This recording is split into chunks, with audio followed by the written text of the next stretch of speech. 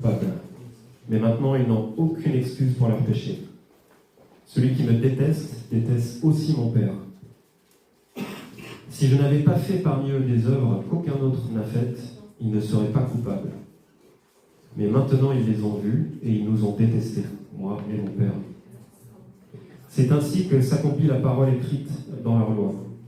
Ils m'ont détesté sans raison. Quand sera venu le défenseur que je vous enverrai de la part du Père, l'Esprit de la vérité qui vient du Père, il rendra témoignage de moi. Et vous aussi, vous me rendrez témoignage, parce que vous êtes avec moi depuis le début. Est-ce que vous êtes déjà demandé quel était le but de votre existence? Bon, c'est léger ce matin, petit sujet. C'est quoi votre mission, votre raison d'être? Alors figurez-vous que c'est une question à la mode dans les entreprises.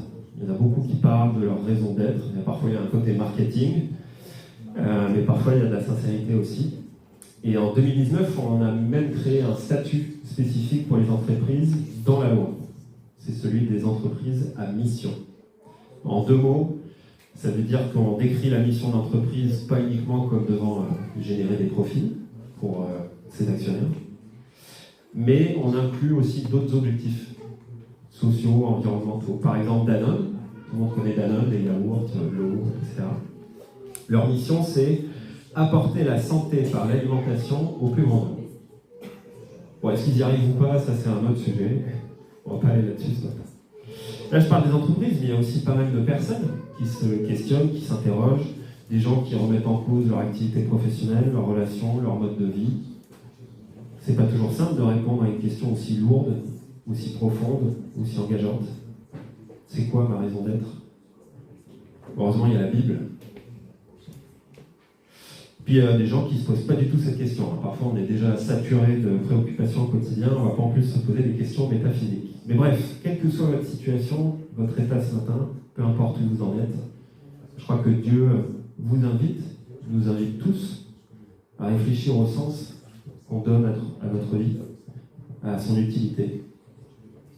Et d'après notre texte qu'on vient de lire, voici donc la mission que Jésus-Christ a donnée à ses disciples, qu'il nous donne. Elle est en trois parties. Contre vents et marées, rendez témoignage, grâce au Saint-Esprit. Donc votre mission, si vous l'acceptez, je la répète, contre vents et marées, ça sera notre premier point, rendez témoignage, grâce au Saint-Esprit. On va situer juste rapidement le texte dans son contexte avant de détailler ces 3 points.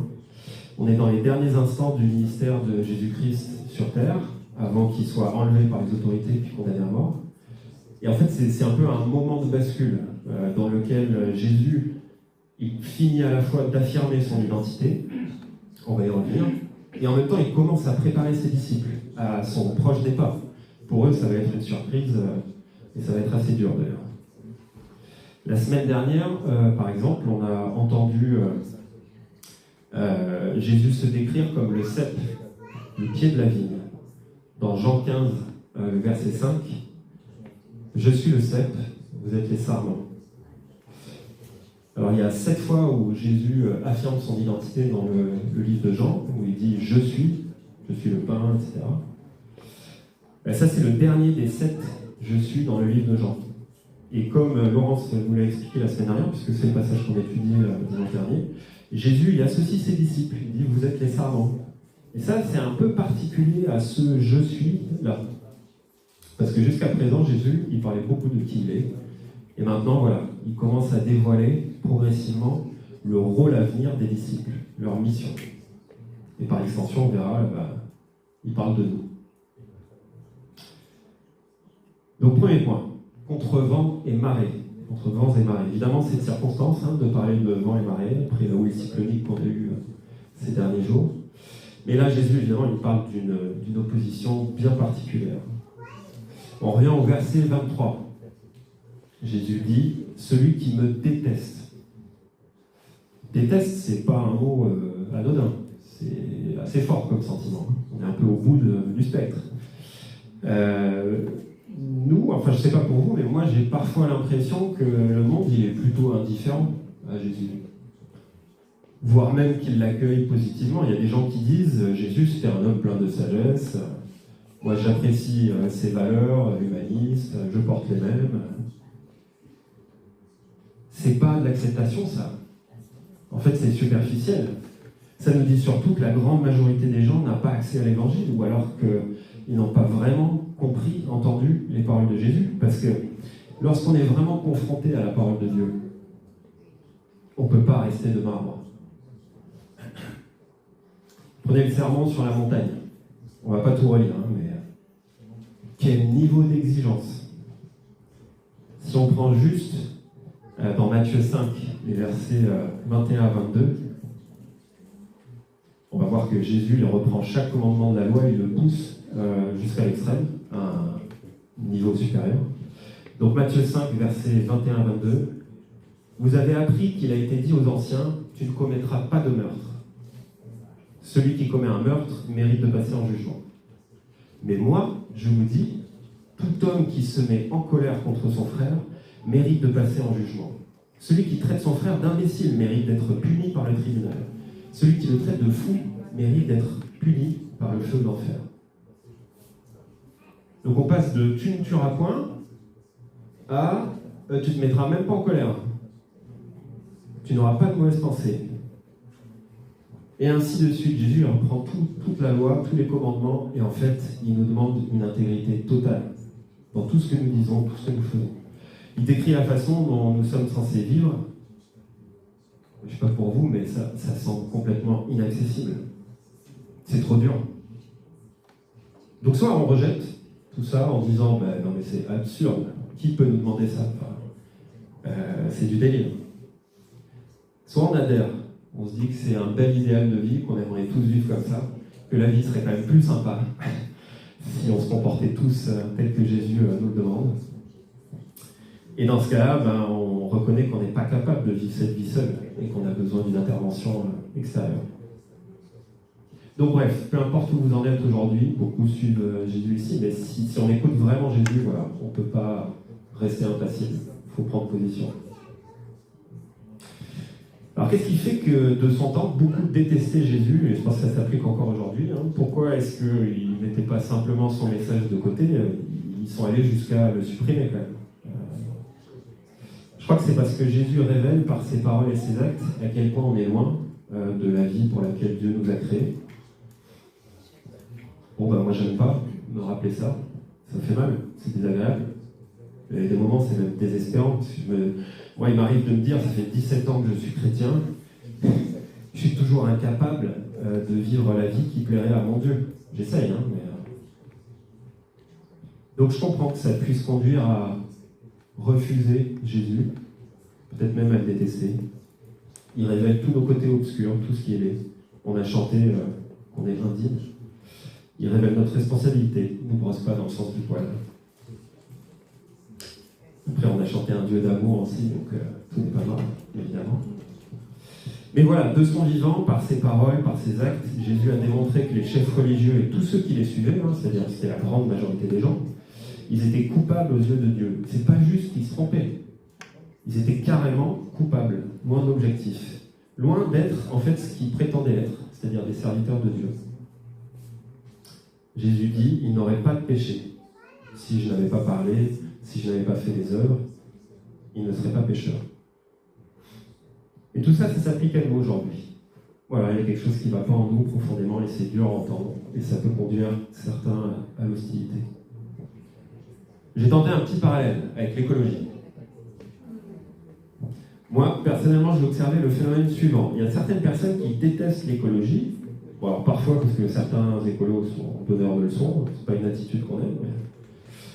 Mais le pire, c'est quand ces personnes savent que l'écologie a raison, c'est-à-dire qu'ils se sont documentés, etc., mais qu'elles n'aiment pas le changement que ça implique. Ce qui les efforts que ça demande. Manger moins de viande, baisser le chauffage, faire attention à ce qu'on consomme, moins se déplacer, etc. Je ne vous demande pas d'être d'accord avec ça. Ce que je veux dire, ce que je veux illustrer, c'est qu'on n'a pas envie d'être pointé du doigt parce qu'on profite un peu des choses. Revenons à Jésus, verset 23. Celui qui me déteste, déteste aussi mon Père. faut pas passer trop vite, je pense, là-dessus, parce que ça vient un peu comme un cheveu sur la soupe, ce verset, il est là, bon... Et en fait, les opposants à Jésus ne croyaient pas qu'il était le Fils de Dieu, évidemment. Et donc, ils ne pensaient pas qu'en rejetant Jésus, ils rejetaient aussi Dieu. Dieu dont ils se disaient les défenseurs. Donc voilà, Jésus, il insiste là juste encore une fois sur son identité, c'est un des thèmes du livre de Jean. Identité qu'il avait déjà établie auparavant, il est indissociable du Père. Donc on ne peut pas être serviteur de Dieu et rejeter Jésus-Christ.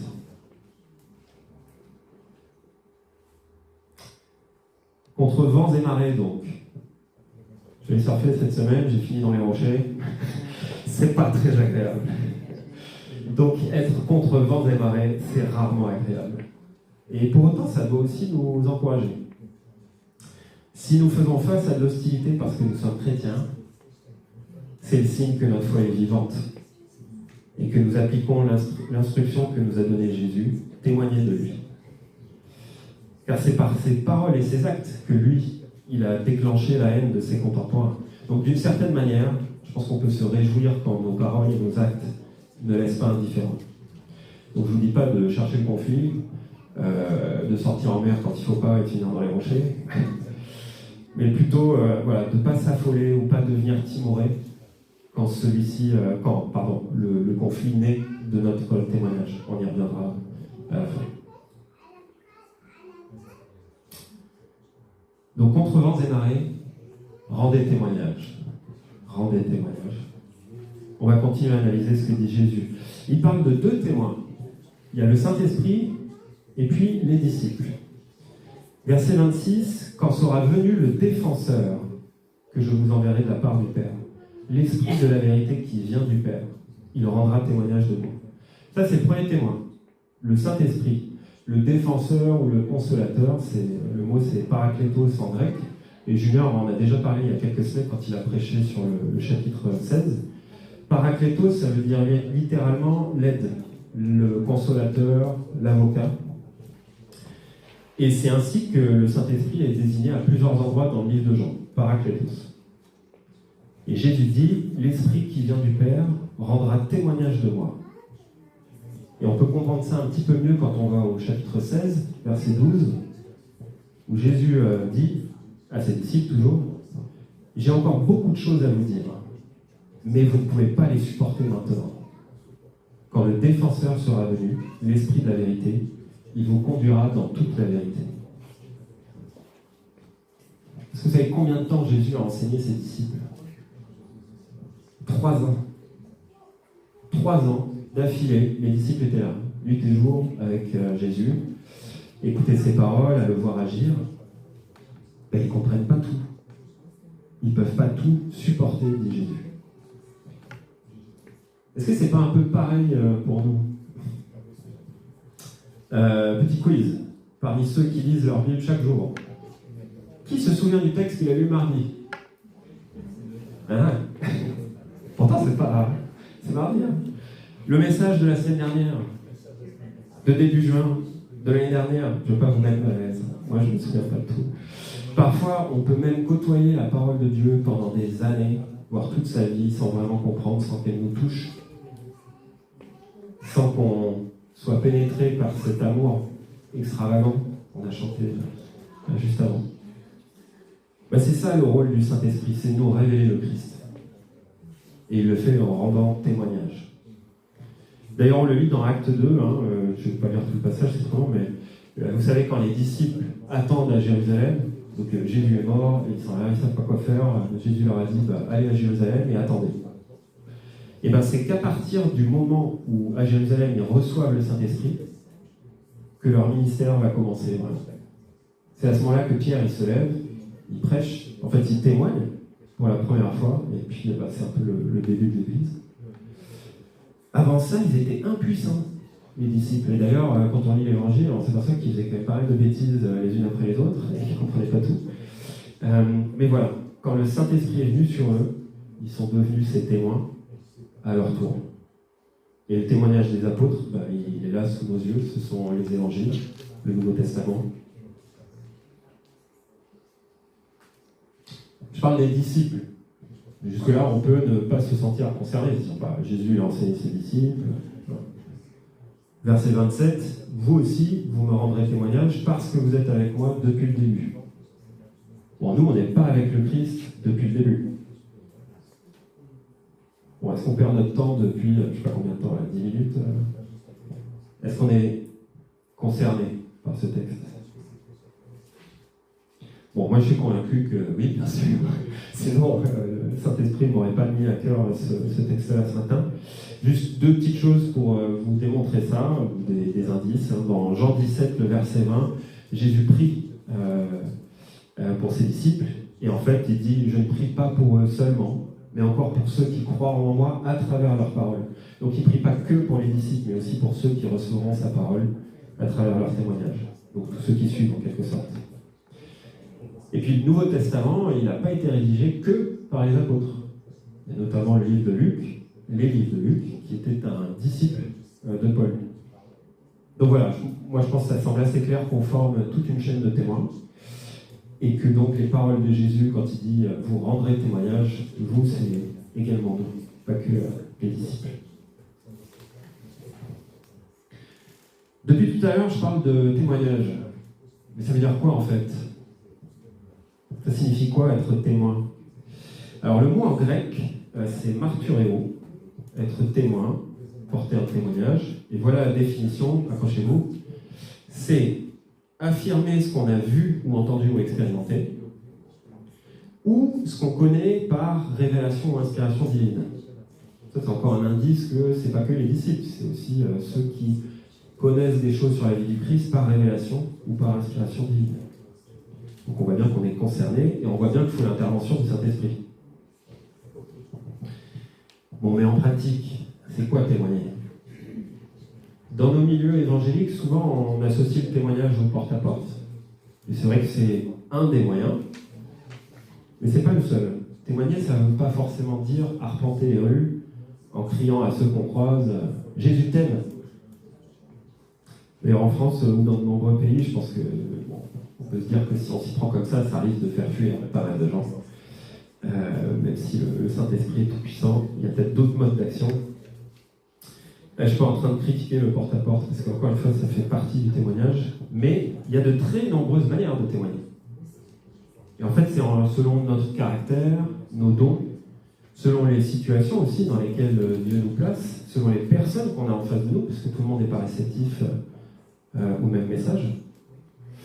On va en prendre quelques-unes, juste pour se dire, bon, alors quel est le catalogue qu'on a en face de nous quand on va être témoin? Bon, déjà, on peut témoigner par la parole, évidemment, tout simplement.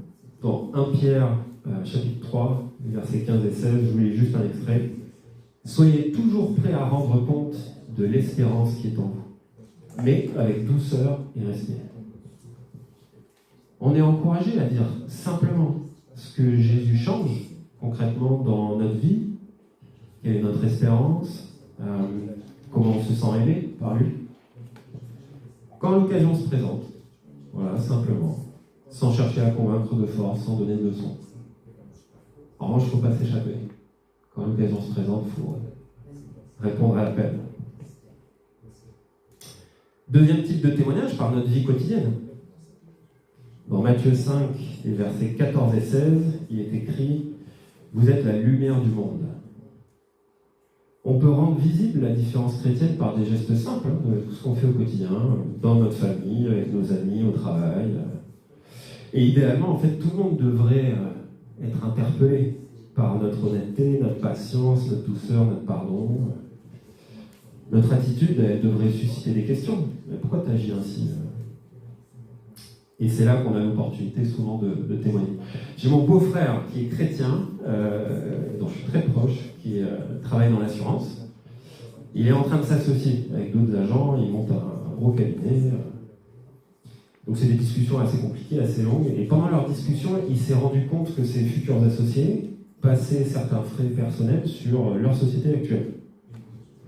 Par exemple, ils partent en week-end avec leur épouse, hop, payent avec leur société. C'est leur société, je ne veux pas débattre de si c'est bien ou pas, c'est relativement courant, c'est illégal.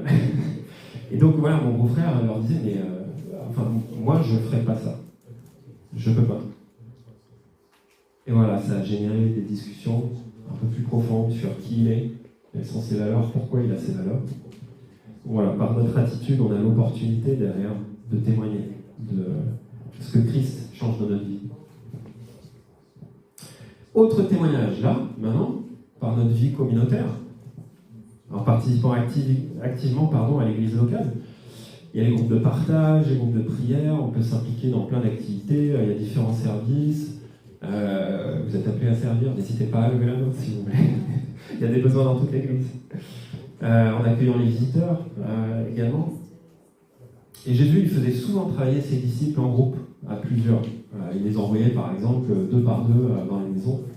Ça rejoint plus l'idée d'envoi et de mission, mais aussi le fait que, on doit travailler en communauté. Et ça nous fait du bien de témoigner à plusieurs, c'est plus facile. On peut s'encourager les uns les autres. Autre témoignage par le service, la charité. Dans Jean 13, le verset 35, « À ceux-ci, tous reconnaîtront que vous êtes mes disciples, si vous avez de l'amour les uns pour les autres. » Donc quand on visite un malade, une personne seule, ceux qui sont dans le besoin, qu'on pose ces actes concrets d'amour, on témoigne. On a Junior qui est à l'aumônerie. Autour de lui, il y a plusieurs personnes aussi dans l'église qui pratiquent ce service, de se visiter les uns les autres régulièrement, et c'est beau. Ça participe de notre témoignage.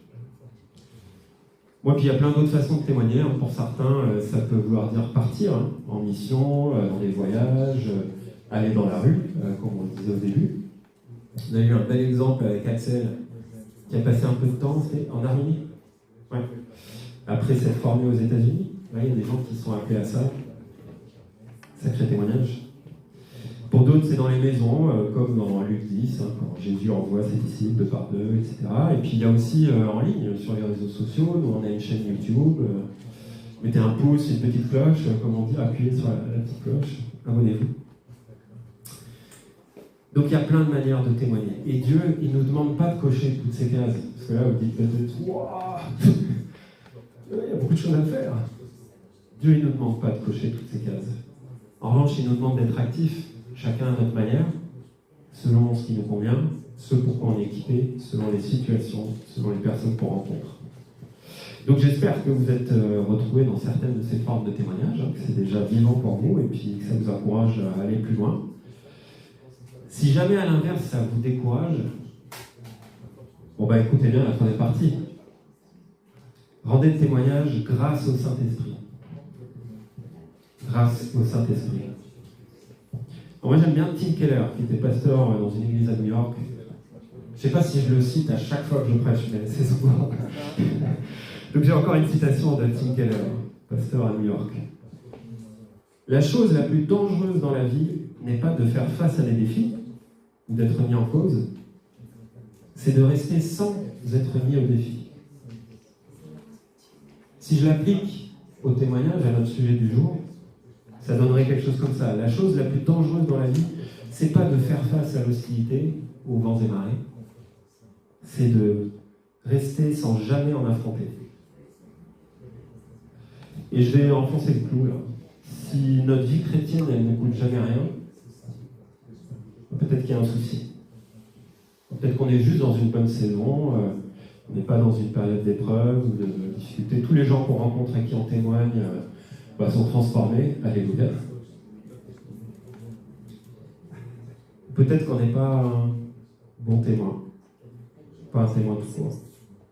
Parce que si on aime le Christ, si on est passionné par lui, et surtout, je ne fais pas la leçon parce que moi je suis loin de ça, et j'ai du mal, mais voilà, si on aime le Christ, si on est passionné par lui, alors on doit partager sa parole. C'est la suite logique. Donc on doit s'exposer, prendre des risques. Et si ça nous arrive jamais, peut-être qu'on n'a pas encore reçu le Saint-Esprit, ou alors peut-être qu'on a besoin d'un boost de Saint-Esprit, qu'on est dans une mauvaise saison. Et ouais, moi ça m'arrive, je pense que je peux le savoir. Dans tous les cas, on a besoin d'accueillir le Saint-Esprit encore et toujours. Soit pour la première fois, soit pour une belle recharge. Et si vous avez besoin de ça et que vous souhaitez ne pas le faire tout seul, on sera heureux de prier avec vous après. Je pose ça là et c'est pas forcément agréable, peut-être que ça vous secoue un peu, mais je pense que c'est important de s'examiner et à mon avis, il vaut mieux le faire maintenant que trop tard. Jésus frappe à la porte de nos cœurs à chaque instant. Il va revenir. Nous, il nous suffit de lui ouvrir. Donc on l'a vu, les paroles, les actes de Jésus, lorsqu'ils sont vraiment entendus, compris par les autres, soit ça déclenche l'adhésion, alléluia, soit c'est le rejet, et avec plus ou moins d'hostilité. Nous, on a la chance d'être dans les landes de Pays Basque. Témoigner ici, c'est beaucoup moins dangereux que dans l'Afrique subsaharienne, en Afghanistan, en Corée du Nord. Il y a des pays où on meurt parce qu'on est chrétien. L'association Portes Ouvertes mène chaque année une grande étude sur le sujet. Elle estime qu'un chrétien sur 7 est persécuté dans le monde. 380 millions de chrétiens, c'est beaucoup de gens. Alors ça peut aller de discrimination forte comme en Chine, on peut être emprisonné parce qu'on est chrétien, dans pas mal de régions. On peut même risquer sa vie en Corée du Nord si on est chrétien. Soit l'État nous tue, soit il nous envoie en camp de travail forcé, ce qui revient à peu près au même. Donc heureusement, nous, on vit dans un état de droit, où la liberté de culte est protégée, il n'y a pas de persécution envers les chrétiens. Mais voilà, je le répète, on l'a vu, évangile, tôt ou tard, forcément, ça doit déclencher de l'hostilité, pas forcément violente, mais parce que ça dérange. D'ailleurs, Laurence en parlait la semaine dernière quand elle partageait cet exemple de sa patiente à qui elle demandait « Mais toi, est-ce que tu as Dieu dans ta vie ?» et que cette personne s'est énervée, s'est mise à insulter. Donc ça existe. J'ai un de mes meilleurs amis qui est naturellement disposé à se mettre au défi, en permanence. Voilà, pour lui, il faut toujours débattre, il faut toujours avoir le dessus dans une conversation. Quand on joue à un jeu de société, c'est vraiment on s'affronte, il faut gagner. Ou il faut faire 1 kilomètre de plus quand on sort courir. Voilà, il est épuisant. Donc lui, il est naturellement équipé pour aller vers l'opposition. Le conflit. Lui, il veut s'exposer, sortir de sa zone de confort. Bon, on n'est pas tous comme ça. La plupart des gens, ils ne vont pas aller se mettre dans une situation inconfortable pour un plaisir. Et témoigner, c'est une situation inconfortable pour beaucoup. C'est pas facile. Il y a plein de choses qui nous freinent. On va juste prendre 3 de ces freins, parce que ça permet de voir comment le Saint-Esprit nous aide, et à quel point on a ce Dieu puissant et plein d'amour qui a tout prévu pour nous, qui nous donne les moyens de remplir cette mission. Premier frein, alors je ne sais pas si ça vous le fait, ou la peur de gêner, tout simplement, de heurter, de déranger. L'évangile, c'est le plus beau message qu'on puisse partager. Il n'y a rien de plus important à dire à une personne. C'est plein d'espérance, d'amour, de consolation. La parole de Dieu, c'est la vie, tout simplement, ce que dit Jésus. Donc si on ne la partage pas, on ne donne pas aux autres l'opportunité de l'accepter, d'accéder à cette vie, cette relation avec Dieu. Donc voilà, il ne faut pas craindre de déranger. Il faut partager sans modération. Deuxième frein. Alors moi, je me sens très concerné par ça. C'est la crainte d'être rejeté, de perdre des relations, d'être isolé au travail, au collège, au lycée, dans nos familles. Voilà, la plupart de mes amis ne sont pas chrétiens, c'est des amis d'études. Et pour autant, on s'aime profondément. Et souvent, je suis trop timide dans mon témoignage parce que j'ai peur d'abîmer ce lien fort qui nous unit. Maintenant. En fait, ce lien, il ne vaut rien dans l'éternité s'ils ne sont pas avec moi. Donc voilà, je sais que ça vaut la peine d'essayer, pour autant c'est dur. Et je pense que ce qui peut nous libérer quand on hésite, c'est évidemment cette idée que faut partager cette bonne nouvelle, cette bonne poussée, et puis aussi que la seule relation qui nous comble vraiment, c'est celle avec notre Père. C'est celle qui nous remplit le plus profond de notre être. Donc ça doit nous donner des ailes. Troisième frein, peut-être, le pessimisme. C'est-à-dire que parfois, on n'ose même pas témoigner, parce qu'on se dit, là, il n'y a aucune chance. Alors celui-là, celle-là, je ne vois pas comment il va pouvoir changer et devenir chrétien. Mais qui sommes-nous pour juger ? Il n'y a pas de portrait robot du chrétien. Il y a des chrétiens partout dans le monde, dans toutes les nations, tous les milieux sociaux, toutes les personnalités. Dieu, il peut faire des miracles chez n'importe qui. Donc voilà, c'est pas à nous d'anticiper dans quel cœur Dieu va accomplir tel ou tel miracle. Nous, il faut qu'on partage, qu'on soit ses témoins, et après c'est le Saint-Esprit qui travaille. Pour conclure, si on résume un peu tout ça, Jésus nous a laissé avec une mission qui nous dépasse. Contre vents et marées, témoigner de lui. C'est une mission difficile. C'est impossible par nos propres moyens, en fait. Mais heureusement, comme toujours, il nous équipe. Il a envoyé le Consolateur, le Saint-Esprit, pour nous révéler toutes choses, pour qu'on soit bouleversé par cet amour extravagant, extraordinaire.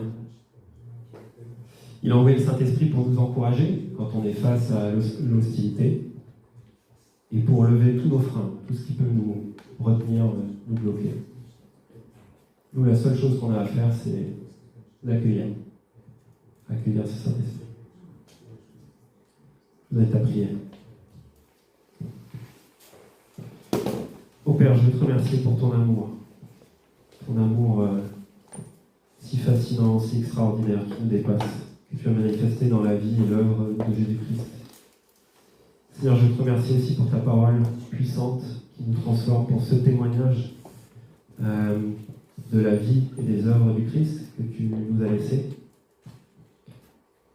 Et Père, je te remercie pour ton Saint-Esprit, parce que c'est toi qui nous équipes, c'est toi qui fais de nous ces témoins. Je te prie, Père, que tu nous donnes des occasions de partager ta bonne nouvelle, avec joie, avec douceur. Je te prie que tu nous aides à parler de la vie de Jésus, de comment elle nous transforme. Je te prie que tu prépares les cœurs en face de nous à recevoir ce message.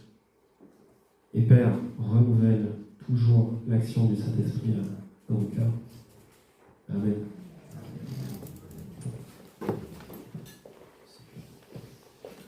En 1993, quand je suis arrivé au Sénégal, j'étais envoyé à rencontrer des personnes de la mission et je connus une famille, un couple, et il avait un petit garçon. Ils avaient un garçon et une fille. Et ce garçon est là aujourd'hui. Et viens, calme. Et ça faisait, je pense, plus de 30 ans qu'on ne s'était pas vu. La dernière fois que je l'ai vu, je le prenais dans mes bras. Je ne peux plus le faire.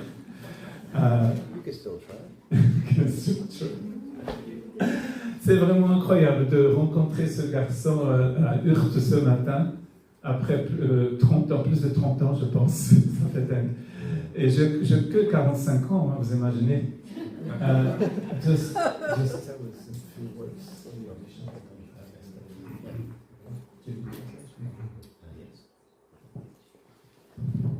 It's just wonderful to be with you all here. C'est merveilleux d'être là avec vous aujourd'hui. Thank you for being so generous to us. Merci d'être si généreux avec nous ce matin. We're part of a group from an organization called World Horizons. Nous sommes un groupe d'une mission qui s'appelle Horizon. And we're training missionaries to go to some of the hard places in the world. Nous sommes en train de préparer des missionnaires pour les envoyer dans des endroits très difficiles dans le monde. Our heart is to go to places where people have never received the gospel Notre before. cœur, c'est d'envoyer des gens dans des endroits où les gens n'ont jamais reçu l'évangile.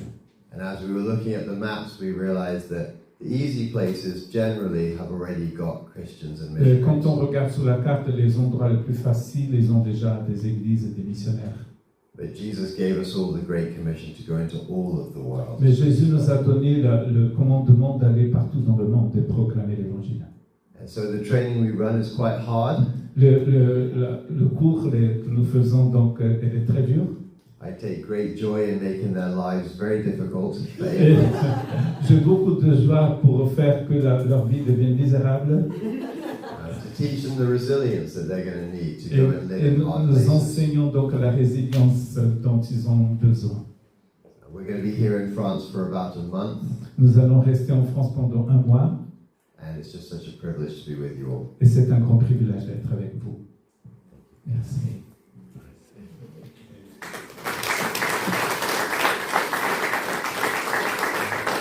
Donc, pour ceux qui ne le savent pas, ils font partie de la même mission que Helen Hugay, donc la femme de Phil Hugay, qui est le frère de Gabriel Hugay.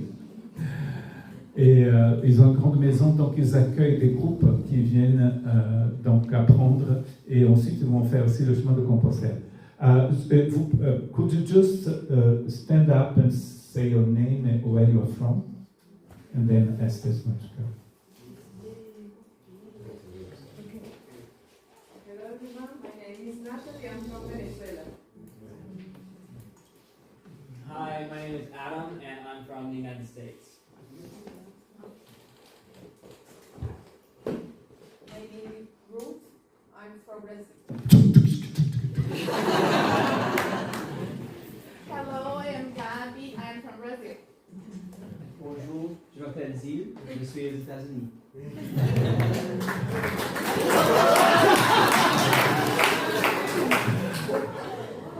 Good morning, I am Safi and I am from Brazil.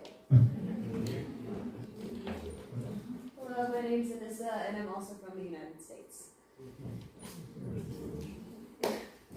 Bonjour. Je suis Abby. I'm from America. Bonjour, I'm Esther and I'm from America. Bonjour, je m'appelle Joe et je suis de l'Angleterre. Alors, vive Esther. Et j'ai demandé à Esther de témoigner. Comme nous n'avons pas de Sainte Seine, je me suis dit, on va profiter de ces jeunes. Ce n'est pas tous les jours qu'on a des jeunes de partout. Nous allons recevoir encore des jeunes de partout en octobre, quand nous allons faire le chemin de Compostelle. Et nous sommes très heureux de les accueillir ici sur l'Internet. Thank you all so much for having us. We are very grateful to be here. Merci beaucoup de nous avoir. Nous sommes très contents d'être là. And I was very blessed by the message, and I'm grateful for the opportunity to put it into practice. J'ai été béni par le message. Je suis heureuse de pouvoir mettre en pratique. Like I said, my name is Esther, and I'm from America. Donc, je m'appelle Esther et je viens des États-Unis. I grew up in a Christian family J'ai grandi dans une famille chrétienne with many siblings. avec beaucoup de frères et sœurs. But when I was very young, when I was 10 years old, Quand j'avais 10 ans, one of my little sisters passed away from cancer. une de mes petites sœurs est morte d'un cancer. And I share this because I want to encourage you, which may sound funny right now. Je sais que ça c'est pas rigolo, mais je voudrais partager ça avec vous pour vous encourager. But my testimony is not just sadness, my testimony is the faithfulness of God. Mon témoignage n'est pas sur la tristesse, mais sur la fidélité de Dieu. Because even though this was very hard and very painful, Vous imaginez que ça a été très difficile et douloureux pour nous. I can look back now and see the way that God carried me and carried my family through that Mais je peux time. voir, en regardant en arrière, je vois comment Dieu a pris soin de ma famille. As you can imagine, this was very hard for me. As a 10-year-old, I did not understand. J'avais 10 ans et je n'arrivais pas à comprendre ce que s'est passé. I didn't understand why God would allow it and why God would let me feel so broken. Je ne comprenais pas pourquoi Dieu n'a pas empêché que ma sœur meure et que j'étais vraiment très triste. But I am so grateful for my mom and my dad who carried our family and taught us that we still believe in God. Je remercie le Seigneur pour mon père et ma mère qui nous ont encouragés à continuer de croire en Dieu. But as I got older, I had to begin to process for myself. Mais quand j'ai grandi, j'ai dû le faire par moi-même, en fait. And I remember one specific day I was sitting and I was crying and I was asking the Lord to meet me. Et je me souviens d'un jour où j'étais là, où je pleurais, je demandais au Seigneur de venir à ma rencontre. And suddenly I had this picture in my mind that God gave me. Et j'ai eu cette image dans mon esprit que Dieu m'avait donnée. And it was a picture of me in the hardest moments of my life. C'était une image que j'avais de moi-même dans un moment très difficile de ma vie. When I was holding my little sister when I knew she was going to die soon. Quand je savais que ma sœur était en train de mourir et je tenais sa main. And in the picture that God gave me, it wasn't me there by myself anymore. Et dans l'image que Dieu m'a montrée, c'était pas moi seulement seul à tenir la main de ma sœur. In the picture, He was there with me and He was holding my heart. Et dans cette image, je voyais Jésus qui tenait mon cœur dans And ses mains. as I cried, He cried with me and He carried Je me. pleurais, mais Jésus aussi pleurait. And so I started to realize that even though I felt so alone, Donc j'ai compris que même si je me sentais seul, He was with me and He was carrying me through. Jésus était là et c'est lui qui me portait. And so I want to share one verse. I came to the same conclusion Et, that donc, Jacob did. et j'ai compris la même chose que Jacob avait compris. In Genesis chapter 34, Dans or sorry, 35, Genèse 35, verse 3, verset 3, he's coming back from living a very full life with many challenges. Jacob revient d'une vie qu'il avait vécue avec beaucoup de défis. And he tells everyone with him, Et il a dit ceci, "Then let us arise and go up to Bethel, and I will make an altar there to God, who answered me in the day of my distress, and has been with me in the way which I have gone." nous nous leverons et nous monterons à Bethel. Là, je dresserai un autel au Dieu qui m'a exaucé dans les jours de ma détresse et qui a été avec moi de ma détresse, qui a été avec moi pendant le voyage que j'ai fait. So I want to encourage you today Je voulais vous encourager aujourd'hui. that you, like me, have probably had many challenges. Je suis sûr que vous aussi, vous avez beaucoup de défis dans votre vie. And maybe even right now you feel alone or you Mais feel... peut-être même maintenant, vous vous sentez très seul. But I want you to know that just as God has been with me, Comme Dieu a été avec moi dans ma détresse, He is also with you. il est avec vous aussi. Thank you. Merci beaucoup.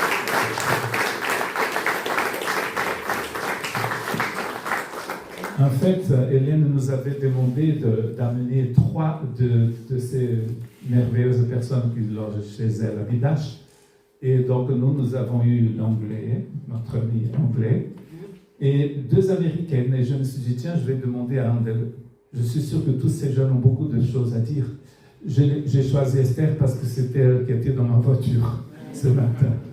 Mais je suis sûr que le Saint-Esprit voulait que nous entendions ce témoignage pour nous encourager. Soyons tous encouragés.